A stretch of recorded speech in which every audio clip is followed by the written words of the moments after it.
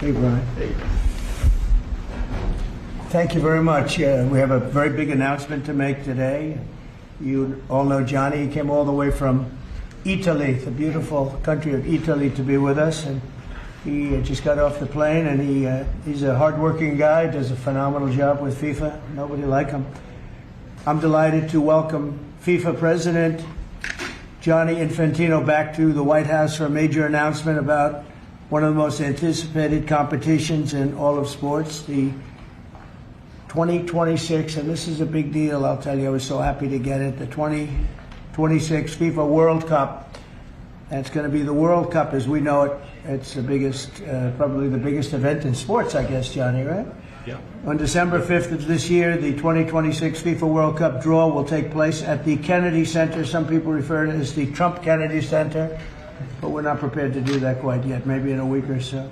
But right here in Washington, D.C., it's a tremendous honor to bring the global event and this incredible group of people and these unbelievable athletes, the best athletes in the world, to the cultural center of our nation's capital. I just left the Kennedy Center. We're spending a lot of money wisely on making it really beautiful. It's going to be beautiful again. It's like Washington, D.C. We had, by the way, in Washington, D.C., we have the lowest crime numbers they've had in years. Zero, it sounds like it's a horrible thing to say, but I might as well say it. Zero murders in the last week since we've done this. That's the first time in memory that that's happened, if you can believe it, how pathetic that is to have to even say it. And I'm tired of listening to these people say how safe it was before we got here. It was unsafe. It was horrible. And Mayor Bowser better get her act straight or she won't be mayor very long, because we'll take it over with the federal government, run it like it's supposed to be run. The numbers were horrible. It was a crime-infested rat hole. And they do have a lot of rats. We're getting rid of them, too. And we've made a lot of progress. And it was extremely unsafe, and now it's extremely safe. We had virtually no crime. The number was down 87%, and I'm trying to figure out where was the 13%, because I don't think it existed. The National Guard has been unbelievable, and they're working with the police. And they have some very good people in there. They have some people that shouldn't be police, actually, but they have some great people there. And the Washington, D.C. is a whole different place. And Johnny, I'm sure you'll be happy to hear that too, actually. Oh, yes. But it's a whole different place. People are excited again. They're going out to restaurants again. That was the other thing I saw numbers. That restaurant business is down in the last week. No. Restaurant business, you can't get into a restaurant. Just really lying people. And that's why people don't understand how bad and how dishonest the press is. I saw one poll that had us at 19% favorable on what we're doing with Washington. Then I saw another one that has us 94% favorable. And I can tell you the 94% is correct. The others are fake, just fake news. They got to get their act together. So bad for our country, so sick, actually. So Washington, D.C. is really doing unbelievably well. And the Kennedy Center that we're fixing, I was just there all morning with contractors. We're making it unbelievable. It's going to be unbelievable. It's got great bones, but it needs a lot of work.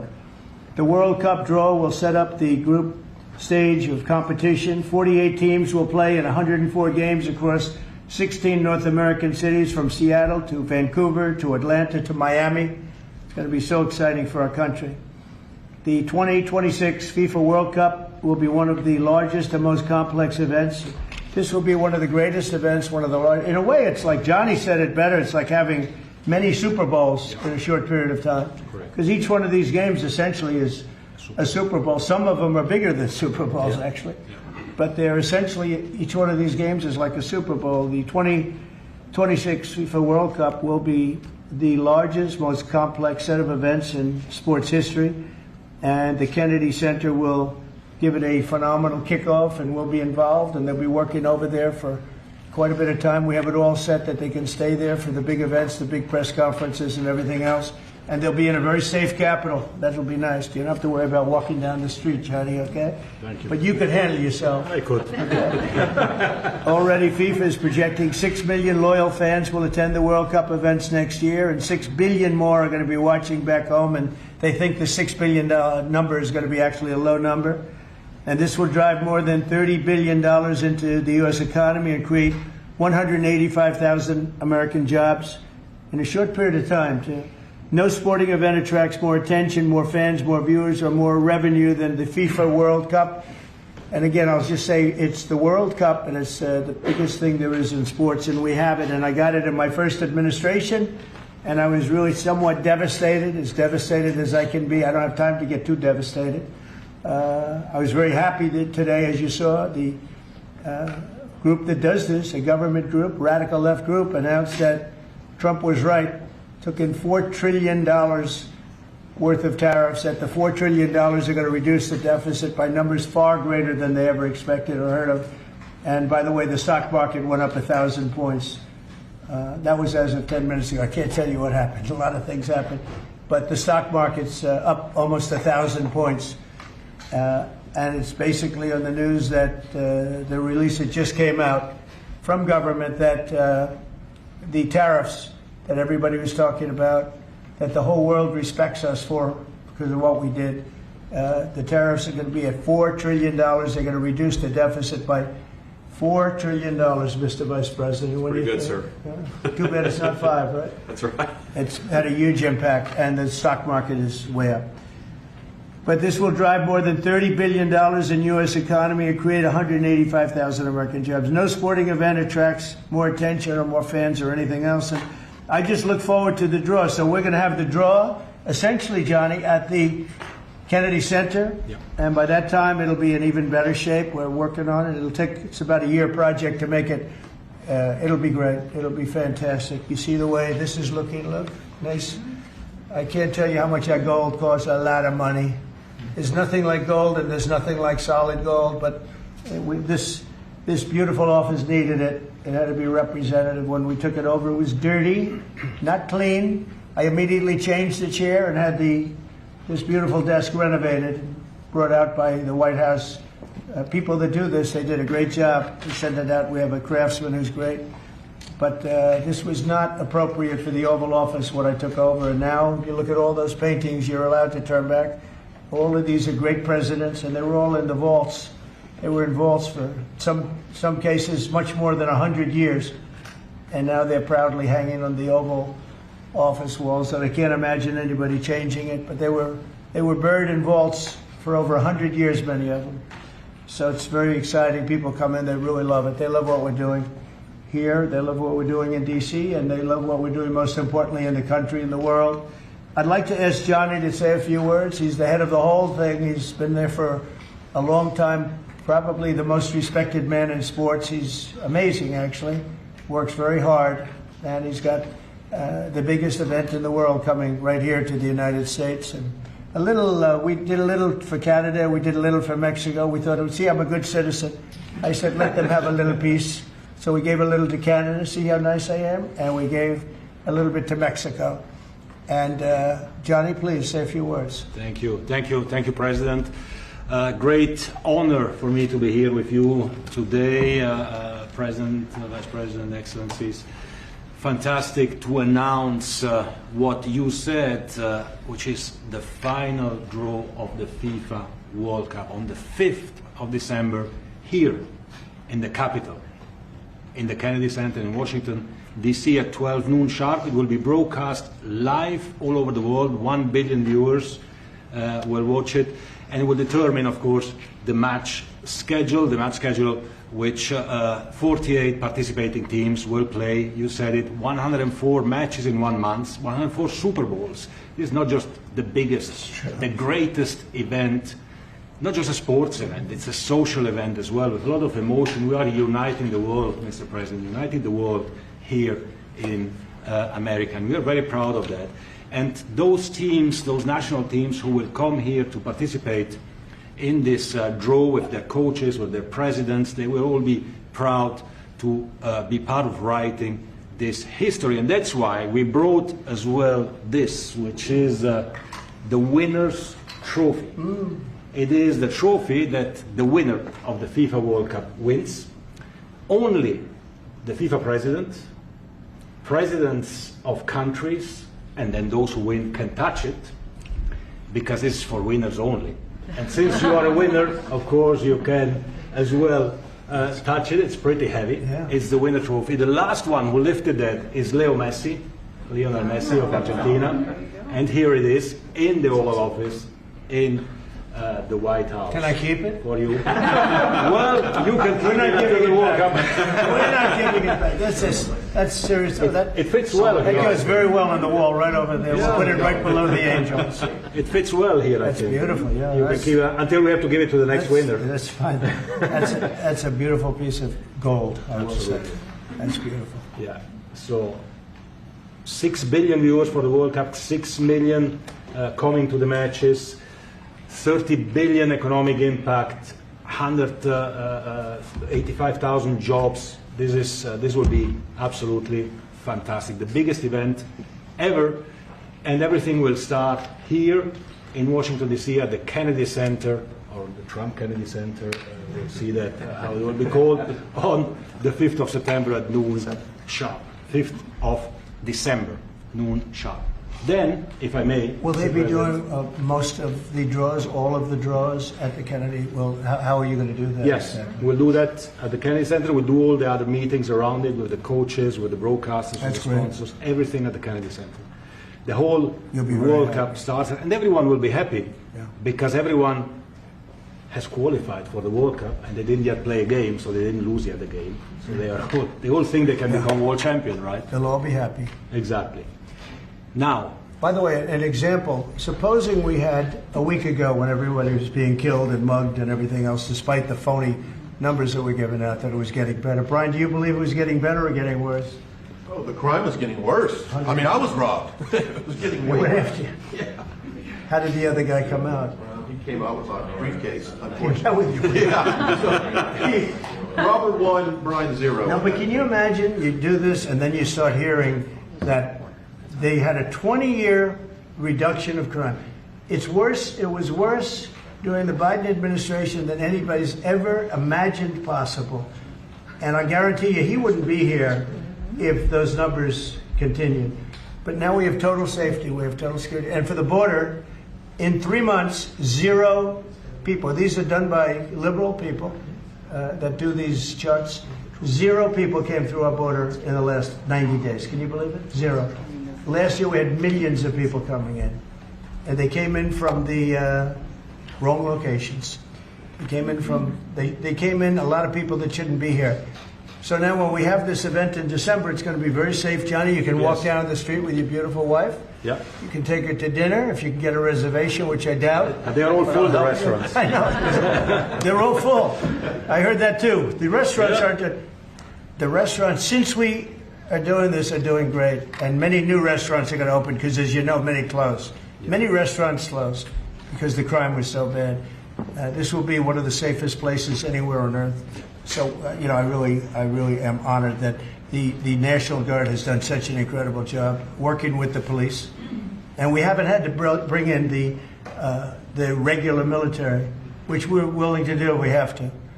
And after we do this, we'll go to another location and we'll make it safe also. We're going to make our country very safe. We're going to make our cities very, very safe. Chicago's a mess. You have an incompetent mayor, grossly incompetent. And we'll straighten that one out probably next. That'll be our next one after this. And it won't even be tough. And the people in Chicago, Mr. Vice President, are screaming for us to come. They're wearing red hats, just like this one. But they're wearing red hats. African-American ladies, beautiful ladies, are saying, please, President Trump, come to Chicago. Please. I did great with the black vote, as you know, and they want something to happen. So I think Chicago will be our next, and then we'll help with New York, and we're going to help with...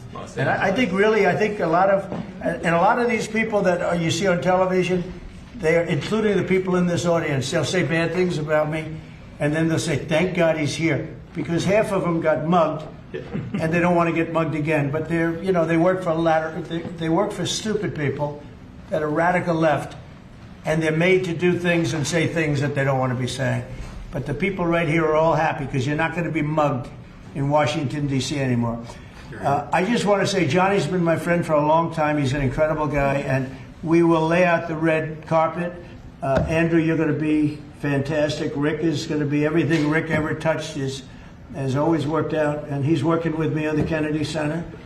And his very good friend was an actor on Broadway for 5 years, right? And I assume he's helping us a little bit, right? Yes. And Andrew, you're all excited about it? Absolutely. Would you like to say something? This is a great opportunity, Mr. President, to show off the first 250 years of the United States of America, the greatness, and then the hope and promise of the next 250 years. When you think this World Cup is going to be over our 250th birthday, Mr. President, your leadership, obviously, with FIFA leading the way, this is the largest sporting event in the history of the world under the Trump administration. So very excited. I just want to say one thing. Andrew Giuliani, so his father is Rudy, the greatest mayor in the history of New York, I think by far. He took a ravaged city, a city that was really under siege. Probably most people thought it was going to survive. He turned it around.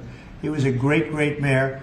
And then they treated him very, very unfairly. You go back and tell your father all of the things that have come out over the last couple of months through Tulsi and through all of the people, Cash, everybody.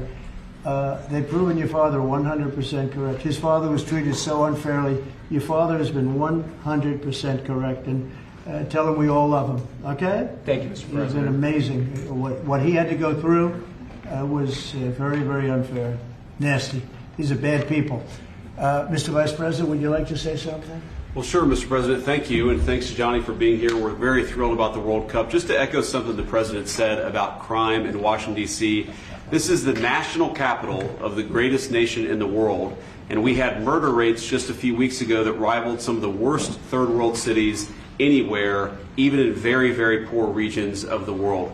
Why did we accept that? Why did we allow it to happen? We allowed it to happen because we had broken leadership in Washington, D.C., and unfortunately sitting behind the Resolute desk. What we have shown in just under 2 weeks of taking law enforcement seriously is that the American people can have their streets back if their leadership is willing to put in the time and the resources. Mr. President, you've shown in Washington, D.C. that we can have safe streets again. We've just got to have the political willpower to focus on the bad guys and to give the American people back their communities. We are focused on doing that thanks to the President's leadership. Thank you. And that's a really very small percentage. It's 2%, 3%, but that 2% and 3% wreaks just havoc throughout a community. People are petrified, and I notice a couple of the women in the back are shaking their head, yes, yes, yes.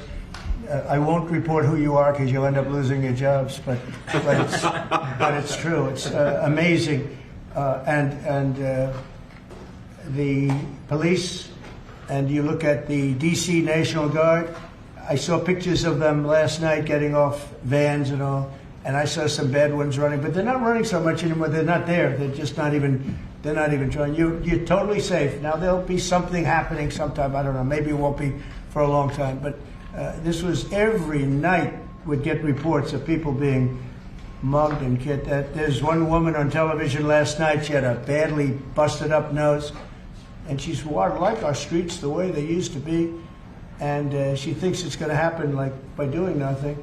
And they say, what happened to your nose? She got slugged by a guy walking down the street. Slugged. Her nose will never be the same, I guarantee you, unless it takes a pretty good turn. She wasn't really for us. But she sort of said, well, maybe something has to happen. Before this happened to me, she got whacked. And I don't think she'll ever be the same. She was a half a Trump fan, a woman that would have never been a Trump fan, but she was hit hard. It's not going to happen anymore. Not going to happen anymore. But then we're going to beautify the city, too. That's where I was today at Kennedy Center. And we're going to beautify the city like it has it. And we're working with Clark Construction, the biggest construction company in Chicago, and in Washington.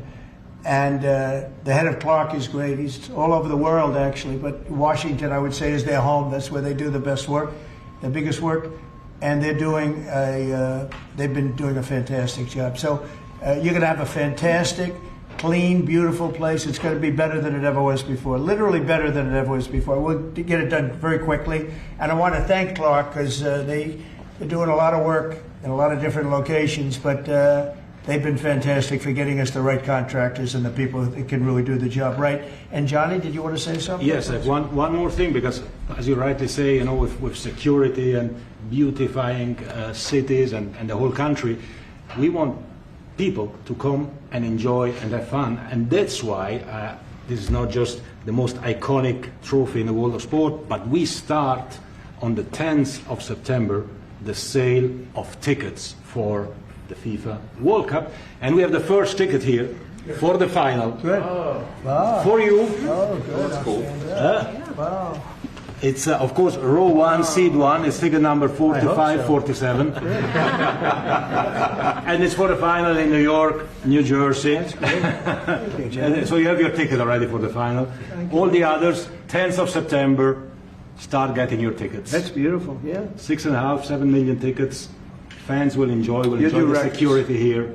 Will be fantastic. You're going to do record business, I think. 100%. Christy, would you like to say something? Yeah, Mr. President, millions of people will come to this country, and we'll make sure they get their travel documents, their visas, that they want to come here and spend their money and enjoy the sporting event. It'll be the largest event in the world. And sir, you're reminding me of something that my dad used to say all the time when I was growing up. He would say, Christy, you kids need to look like you respect yourself before anybody's going to respect you.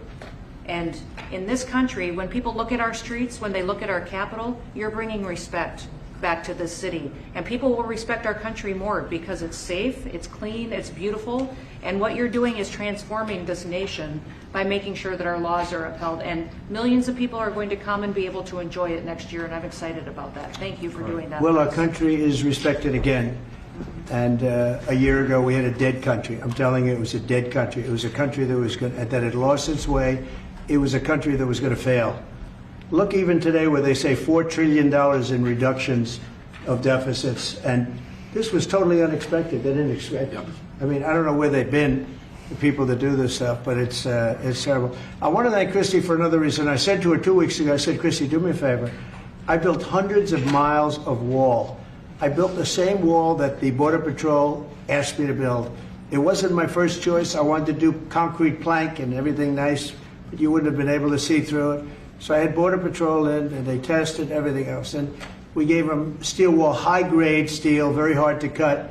Then we gave inside that is 9,000-pound concrete, which is a very tough concrete. Inside that is rebar, a big, fat piece of rebar. So you have all different materials that are very hard to cut, and you need different instruments to cut each one. And I said, Kristen, we got to get a coat of paint on it. And I didn't know she was listening, but I said, we got to get a coat of paint, and it should be black, because black makes the steel very hot. It's untouchable. You could fry an egg on it. And if you got a good black, flat paint, it would look beautiful. It will preserve it from rust. And that was it. And I gave it to her along with 30 other things, and she's done such a good job on the border with Tom Holman and the group. Tom Holman's a fantastic guy, what the job he does and the way they work together. So I turned on last night and I see Christie's painting the wall. And it looked beautiful, by the way, when that paint went over there. And it's hot. It's hot. Yes, it is. It's hot. If it's white, it's not hot. If it's black, it's going to be very hard to climb that sucker. It's not going to be easy.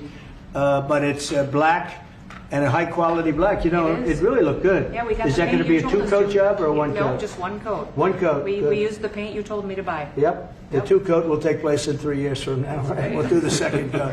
But it looks beautiful. But thank you very much. I didn't know you were listening to that, because we Absolutely. talked about 7 different subjects, and all of a sudden I see her out there painting with a lot of painters and everything else. But it was a beautiful thing to say. Yep. Would you like to say something? You've been such a big part of this. Please. Well, just, Mr. President, we're delighted to be here today for this announcement, but we're also looking forward to having you at the final. Oh, yes. On July Oh, yes. 19th No, we'll be in New there. York, New Jersey. We're going to be there. A lot of people are going to be there. A lot of people. I'd like to thank you all. Do you have any questions on FIFA, first of all? It's going to be a big event at the Kennedy Center. Do you intend to take part in it? Will you have a part to play on December 5th? I may Like play. goal-setting, I mean, I see the money that these soccer players, we call it soccer, but I see the money that these soccer players are making. I may try and play. I'm a very good athlete. My son is a very good athlete, and he's a good soccer player. He's on the tall side for soccer. He's 6'9". That's pretty tall, but That's pretty it's cool. on the tall side. He's good.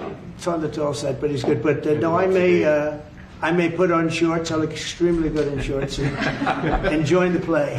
You know, no, it's going to be a lot of fun. It's going to be good. Many foreigners who want to come to attend the event are concerned about the visa situation. Can you reassure them? Yeah, they're going to have a very easy time getting in. Certain countries are going to be very, very easy, and other countries are going to be obviously a little bit more difficult. Would you like to explain that, Chris? Yeah, absolutely. We have a process set up that we'll be implementing on getting visas approved. Everybody will be thoroughly vetted, but they'll be welcome to this country. It'll happen quickly, and we're excited for them to come. So I would hope that around the world people know that the United States is excited to bring their family here to enjoy this event. America welcomes the world. Yes. And I can really, from the collaboration that we have, testify for that. Absolutely. Thank you. And I was just sent a picture from somebody that wants to be there very badly. He's been very respectful of me and of our country, but not so respectful of others. But he'll, I'm going to sign this for him, but I was sent one, and I thought you'd all like to see it. That's a man named Vladimir Putin, who I believe will be coming, depending on what happens. He may be coming, and he may not, depending on what happens. We have a lot of things happening over the next couple of weeks. But I thought it was a nice picture of him. Okay of me, but nice of him. So that was very nice that it was sent to me. Okay? Mr. President. On Yes. that subject, have you talked to Vladimir Putin about the fact that yesterday a big U.S. factory was hit in a Russian airstrike in Ukraine? What's your reaction to I that? told him I'm not happy about it. And I'm not happy about anything having to do with that war. I said I settled 7 wars, and actually, if you think about pre-wars, add 3 more, so it would be 10. I thought this would be in the middle of the pack in terms of difficulty. No, I'm not happy about anything about that war. Nothing. Not happy at all. We'll see what happens. I think over the next 2 weeks we're going to find out which way it's going to go. And I better be very happy. I had a very good call with Prime Minister Carney of Canada yesterday morning. Yes. Actually, Canada is taking away some retaliatory tariffs. He's removing his tariffs, yeah. Exactly. He's removing his retaliatory tariffs, which I thought was nice. And we're going to have another call soon. Okay. Yeah, we had a very good call. You're getting closer towards an Well, I agreement like on them. trade? I like them. You know, look, I'm fighting for the United States. Canada and Mexico have taken a lot of our business over the years, over 25, 30 years, especially during the Biden years. They took a lot of our business, and it's basically all coming back into the United States now. Well, hot as a pistol, and it's coming back in. Because of tariffs and the incentives we give, it's coming back. And it's impossible, I think, for another country to stop it. And we are working on something. We want to be very good to Canada. I like Carney a lot. I think he's a good person. And we had a very good talk yesterday, so I think it'll be good. Mr. President, I have a question about the search of Ambassador Bolton's home. The Vice President recently just did an interview saying that it's about classified documents, but that there's also broad concern about him. What are the concerns? Well, that I you haven't have? spoken to Pam in the group yet, but I will be. I saw that just like everybody else. I try and stay out of that stuff. I'm allowed to be, and I'm chief law enforcement officer, believe it or not. You know, I don't like to go around saying that, but I am. That's the position. But I purposely don't want to really get involved in it. I'm not a fan of John Bolton. I thought he was a sleazebag, actually. And he suffers major Trump derangement syndrome, but so do a lot of people, and they're not being affected by anything we do. I don't know anything about it. I just saw that. I'll find out about it. But if you believe the news, which I do, I guess his house was raided today. But my house was raided also, called Mar-a-Lago. They went through everything they could, including my young son's room and my wife's area. They went through her drawers, as the expression goes. They went through everything you can imagine. And when she came back, she said, she's very neat, you know, she's meticulous. And she looked and she said, whoa, this wasn't the way that she had it. So, you know, so I know the feeling. It's not a good feeling. Thank you. Mr. President, on Ukraine, how long will you give Putin? A couple of weeks. We're going to figure it out. We'll find it. Do you think you'll have to intervene at some point? Look, it takes 2 to tango. You understand that. I wanted to have a meeting with those 2. I could have been at the meeting, but and a lot of people think that nothing's going to come out of that meeting. You have to be there. Maybe that's true. Maybe it's not. But we're going to see. In the meantime, people continue to die. but I solved 7 of them where they were in wars for 31, 35, and 37 years. We had 3 of them that were for more than 30 years, Johnny, and I got them solved. And we solved one that could have been a nuclear war with India and Pakistan. That was getting ready to be a nuclear war. I solved them all. And this one, I thought we would have had it done by now, but it's more difficult. There's a lot of anger, a lot of hatred. There's a tremendous amount of hatred there. So, but we'll see what happens. I think in 2 weeks we'll know which way I'm going. Because I'm going to go one way or the other. And they'll learn which way I'm going. Mr. President, if I got 2 questions for you, one on FIFA, the other one on DC.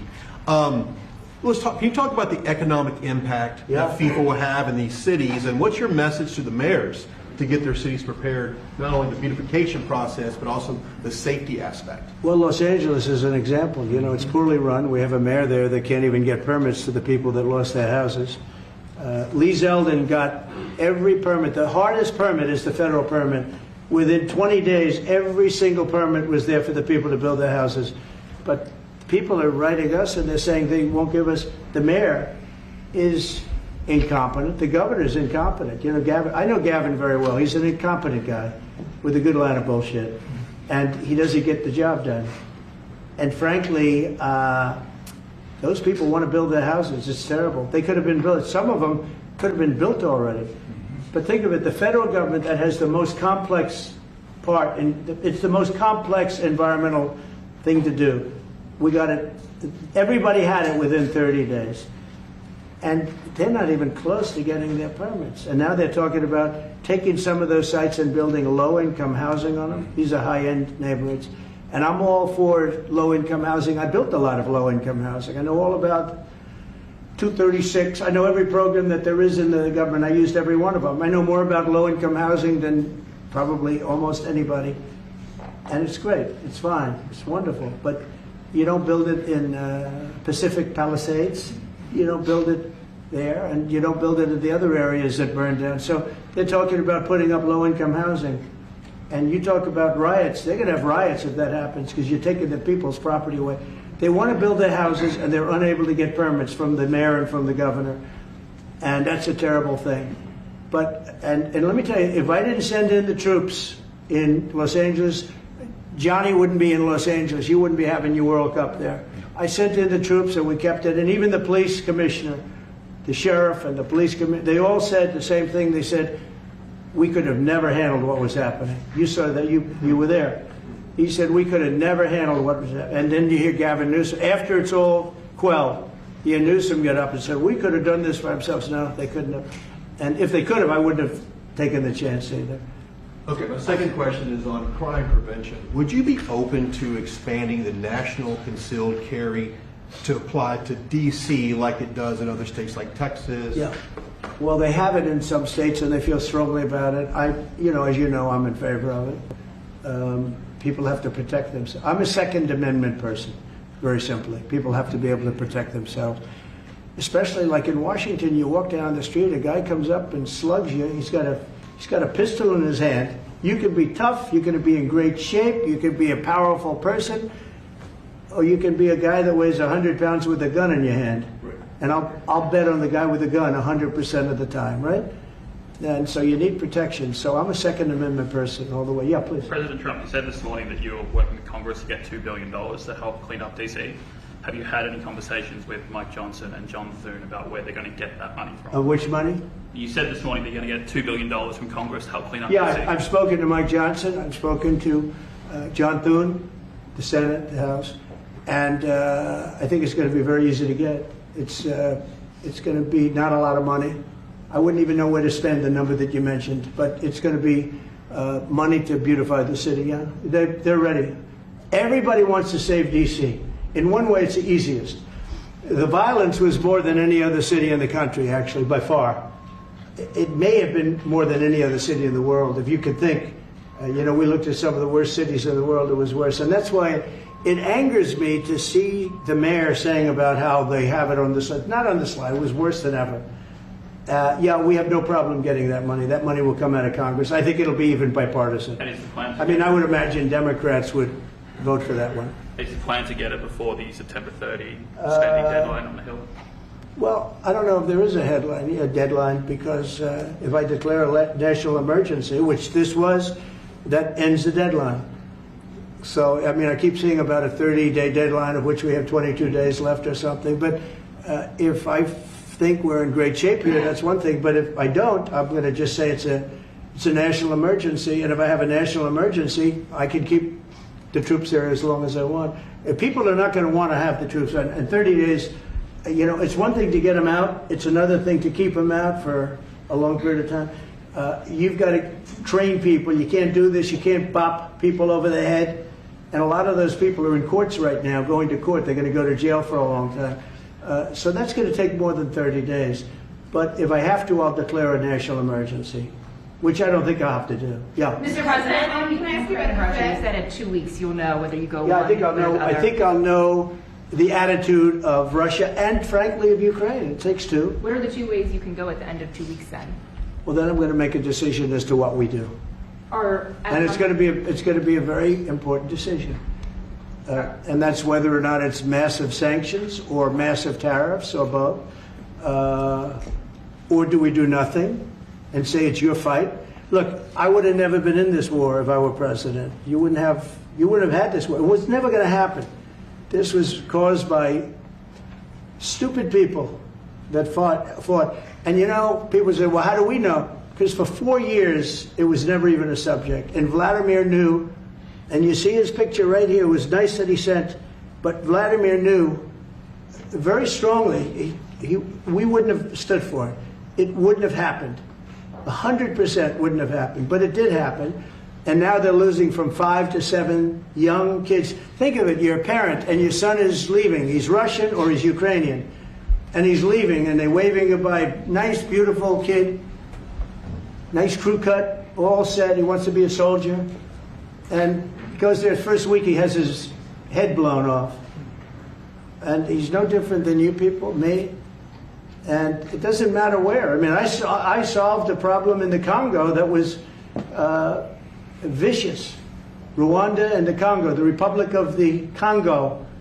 And they were fighting for 31 years, and it was machetes. People were getting their heads chopped off. That was going on for 31 years. I got it solved. You saw it. They came to the White House. We signed an agreement. It was amazing. People can't believe we got it done. I love to stop killing. I really do. People thought it would be just the opposite. Hillary Clinton said, oh, he'll get us into a war. No, I'm getting everybody else out of wars. Are you saying there's a real possibility then that you do nothing if Putin doesn't come to the table for a ceasefire or try to end the war? I'll see whose fault it is. If there are reasons why, I'll understand that. I know exactly what I'm doing. We're going to see whether or not they have a meeting. That'll be interesting to see. And if they don't, why didn't they have a meeting? Because I told them to have a meeting. But I'll know in 2 weeks what I'm going to do. I have pretty good ideas. Your Justice Department is also sending some of the Epstein files over to the House Oversight Committee today. Are you in support of them releasing all of them? Keeping it open. If they wanted to release, people shouldn't be hurt, but I'm in support of keeping it totally open. I couldn't care less. You got a lot of people that it could be mentioned in those files that don't deserve to be. You know, people, because he knew everybody in Palm Beach. I don't know anything about that, but I have said to Pam and everybody else, give them everything you can give them, because it's a Democrat hoax. It's just a hoax. The whole Epstein thing is a Democrat hoax. So we had the greatest 6 months, 7 months in the history of the presidency, and the Democrats don't know what to do, so they keep bringing up that stuff. But it affected them. Bill Clinton was on his plane and went to the island supposedly 28 times. I don't want to bring that up, frankly. You have Larry, whatever his name is, Summers, the head of Harvard, who was Jeffrey Epstein's best friend. Nobody ever talks about that. I mean, but I don't want to hurt Larry Summers, but he was best friends with Jeffrey Epstein. No, this is a Democratic hoax to try and get the significance of what we've done over the past 7 months. Nobody's ever seen anything like it. They say it's #1 in history. What we've done, including stopping 7 wars. I mean, just include that.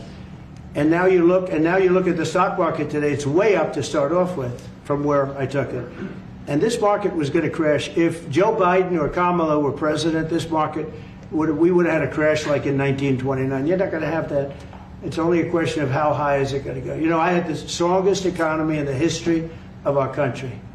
And despite COVID, We had the strongest economy in the history of our country, and we're going to blow it away this time. I was always good at making a lot of money, and whether it was for myself or whether it was, I like doing it this way better. I mean, I like making it for the country. Our country's been ripped off by friend and foe, nations all over the world ripped off, and the friends have been much worse than the foes for the most part. And they're not ripping us off. We just signed a deal with the European Union. They're paying us essentially $950 billion, like a signing fee. They're going to buy $750 billion worth of energy. They weren't buying much of our energy there. And they're very smart in doing it. And as you know, Ursula was here a couple of days ago having to do with the people, the leaders that we had a great, people said they've never seen anything like it. Well, we had the leaders of Europe right here in the Oval Office. And she's so happy that she has an agreement. But people aren't ripping us anymore. We're run by, this country is run by smart people now. Mr. President, in Israel... Two questions. One is about Intel. There have been reports that you're considering taking a stake in Intel. Can you tell About the us 10%? About the 10%. Yeah, I met a man. He was a very nice man, and I called for his removal because I saw something by a man named Tom Cotton, a senator from Arkansas. He's a great guy, friend of mine, supporter of mine, big supporter. I'm a supporter of his too. And he wrote a pretty nasty story about the head of Intel. And I said, well, if that's right, he should resign. And he came in, he saw me, we talked for a while. I liked him a lot. I thought he was very good. I thought he was somewhat a victim, but you know, nobody's a total victim, I guess. And I said, you know what? I think the United States should be given 10% of Intel. And he said, I would consider that. I said, well, I'd like you to do that because Intel has been left behind, as you know, compared to Jensen and some of our friends, NVIDIA, some of the people, and the people in, because Intel should have never been. Intel was the biggest, most powerful chip company in the world. And then they started leaving. And they started going to foreign countries, in particular Taiwan. And if we had a president that would have said, okay, you can go to Taiwan, but we're going to put a 100% tariff or a 200 or 300 or a 500% tariff, anybody that sells into the United States has to pay. They wouldn't have left. They would have never left, and we wouldn't have. So in the meantime, we had people that were, in some cases, good politicians that weren't good on trade. I loved that man, but he was not good on trade. I totally disagreed. He allowed the car industry to be taken out of this country. We lost 50% of our car industry. But that's all coming back. It's all coming back. But if somebody would have said that with Intel, would be a giant right now. Now, with that, they've had some bad management over the years, and they got lost. And I said, I think you should pay us 10% of your company. And they said, yes. That's about $10 billion. I don't get it. This comes to the United States of America. And I said, I think it would be good having the United States as your partner. He agreed. And they've agreed to do it. And I think it's a great deal for them. And I think it's a great deal. He walked in wanting to keep his job, and he ended up giving us $10 billion for the United States. So we picked up $10 billion. And we do a lot of deals like that. I'll do more of them. If somebody has, like we have restrictive covenants with Jensen. We have, it's NVIDIA. And to unrestrict the covenant, nothing to do with losing our powers or military or anything, because that I wouldn't do. But there are things you can do that don't affect us, that actually help us. And if we're going to give somebody a free out, a restricted covenant, we have a strong restrictive covenant on certain industries. And I will absolutely give somebody a opening on a restrict to do a lot of business, which is good for us, as long as it doesn't hurt us in a security or military way. And if I do that, I think the country should be paid, because anybody else, I have it in real estate where I'll have a deal with somebody and I'll have them restrictive covenant. Then they'll come back and they'll say, I'd love to be able to build over here, but I'm not allowed to because you have me covered, you have me restricted. I say, I'll let you build over there, but pay me a lot of money. No different. But the country never did it because the country was run by foolish people. Mr. President, you said Chicago might be next. Are you making, have there been concrete steps that the administration is taking to do that? Or what are other cities as well? I haven't spoken to the mayor. He's grossly incompetent. I haven't spoken to the mayor. No. When we're ready, we'll go in and we'll straighten out Chicago, just like we did D.C. Chicago's very dangerous, great place. I built great stuff there. I have the most beautiful building in Chicago, I think. But I hate to see what's happened to Chicago. Chicago was our greatest city, actually. Bob Tisch, a great friend of mine, passed away. He used to own the Giants and very successful Lowe's. He said Chicago, I think they had their main office in Chicago. He said Chicago and San Francisco are the two greatest cities in the world. Now you look at what the Democrats have done to San Francisco. They've destroyed it. I own a big chunk of the Bank of America building in San Francisco. And, you know, it's just different. We can clean that up too. We'll clean that one up too. You know, if everything works out, and we've already had calls from other cities, quiet calls from Democrats. We'd love you to come here because they've lost control of their cities. I'm not going to say because I don't want them to lose their elections. But we've had calls from Democrats and calls from people generally. We'd love you to come here because we'll straighten out the problems. In Israel, the families of hostages are opposed to the reoccupying of Gaza. Why is the U.S. still Well, not supporting all of them. And you have to understand, I'm the one that got all of the hostages out. You got a lot of people out. If it wasn't for me, they wouldn't be out. I worked with Bibi and I worked with Steve Witkoff. But if it wasn't for me, you would have all these hostages would most likely be dead right now, every one of them. So they all come up here. They come in groups of 10, 12, 13, and many of them, and I've gotten to know a lot of them. They're great people. What they had to go through is incredible. But so now they have 20, but the 20 is actually probably not 20 because a couple maybe aren't around any longer. It's a terrible thing. No, I don't like anymore. I said, you know, when you get down to 20, they're not going to make deals anymore. And they didn't. And then I put out a statement, as you know, that was a tough statement, go in and get them. And they said, we'll give you 10, we'll give you 10. I don't know what Israel's doing, but they were willing now immediately to give us another 10. The situation has to end. It's extortion and it has to end.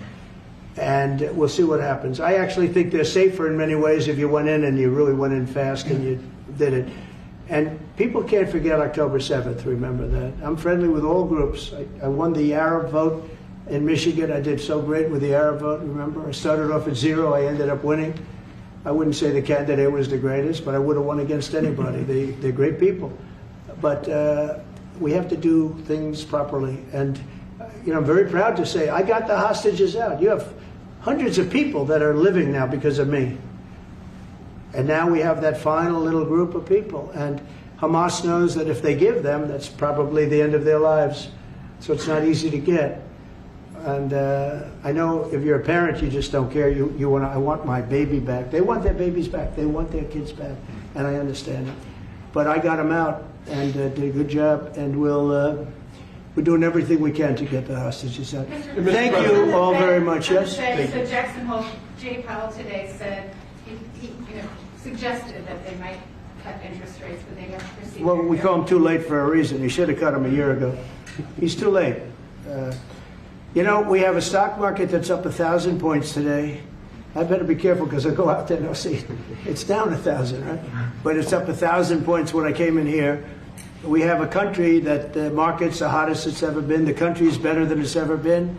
We have a military that I rebuilt largely in my first term. We had a great, successful first term, but this is going to be even better.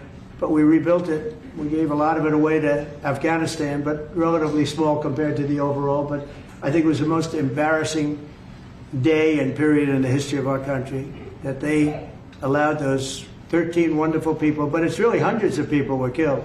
And they don't talk about the 48 that were so severely wounded with no legs, no arms, nobody ever mentions them except me. But that was the worst day, the most, it just showed how incompetent. Frankly, if that didn't happen, I really believe that you might not have had the problem with Russia. I think Putin was sitting there watching these stupid people running our country and said, this is a time to invade. It's, this is a time. And then Biden made the statement, well, he can do a small incursion. When he said that, it was off to the races, right? When he said he can do a small incursion, remember that? I was surprised he knew the word incursion. I didn't think he had that good of a vocabulary. I want to thank everybody. It's very important to me and to everybody up here, the World Cup. And Johnny has been so incredible. I mean, he's really a great leader. I mean, to think, I said, Johnny, do it by phone. You don't have to come. No, he said, I'll come. and he flew all night long to be here and listen to this about how great we're doing in D.C. But he's a fantastic leader, and this will be your most successful World Cup ever. Thank you, sir. Thank you so much. America win. Yeah, can we win it, Mr. President? I don't know. I watch some of those teams go around. They go down that field. I don't know. But let me ask you: what chance does America have of winning? Well, the home team always has a good chance to win. It depends See, how he's a it good starts. No, but has some good we have a players. shot. We have a- Of course, you have a chance. Will Barrett be going to any of the games, Mr. President? I'd love to have him. He'd love to. He's very tall. Maybe we could make him a goalie. The goalies are very tall now, right? Yeah, goalies are very tall. The goalies, well, he'd be a perfect goalie. 100%. At his height, he'll be a great goalie. Exactly. So we'll put him on the American team. No, but do the Americans have a chance of like getting into the quarterfinals? Yes, right? definitely. No, the quarterfinal definitely. But then, as the tournament goes on with the public 250 years of United States, let's not forget, they will all feel energized about that. It's amazing. The talent is really great when you watch these things. I went to the game 2 weeks ago, and it was a big upset. But you look at these people; the way they pass it. It's amazing, really amazing. It's a great art, right? It's great talent. It is incredible. You know the expression. Is What? Will you draw the names? The matches? Will you? I don't know. He's the boss. That's an interesting proposal. He's the boss. We'll discuss that. It's going to be great, and I think the American team is going to do well. I mean, I hear it's a very good team. Good luck, everybody. Thank you very much. Thank you. Thank you so much. Thank you guys. Thank you. Keep a lot of those. Thank you guys. Thank you. No, I just got one. Thank you. This was sent to me. We're done. Thank you. It was a nice photo. Thank you very much, everybody. You guys keep moving. Thank you. Thank you guys keep moving.